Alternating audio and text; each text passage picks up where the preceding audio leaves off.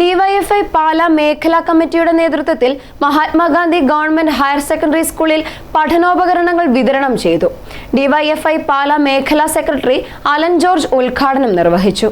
DYFI പാല മേഖലാ കമ്മിറ്റിയുടെ നേതൃത്വത്തിൽ മഹാത്മാഗാന്ധി ഗവൺമെന്റ് ഹയർ സെക്കൻഡറി സ്കൂളിൽ UP ഹൈസ്കൂൾ വിഭാഗത്തിൽ പുതിയതായി വന്ന കുട്ടികൾക്ക് പഠനോപകരണങ്ങൾ വിതരണം ചെയ്തു. സ്കൂൾ ഹെഡ്മാസ്റ്റർ ജാഫറുദ്ദീൻ യോഗത്തിൽ അധ്യക്ഷത വഹിച്ചു. ഡിവൈഎഫ്ഐ പാലാ മേഖലാ സെക്രട്ടറി അലൻ ജോർജ് യോഗം ഉദ്ഘാടനം ചെയ്തു. എന്നെയും നിങ്ങളെയും പോലുള്ള ആളുകൾ പഠിക്കുന്ന വിദ്യാഭ്യാസം സ്വീകരിച്ചു പോരുന്ന സ്കൂളുകൾ മാത്രമേ ഡിവൈഎഫ്ഐ ഇതുമായിട്ട് ബന്ധപ്പെട്ട് ചെല്ലാറുള്ളൂ.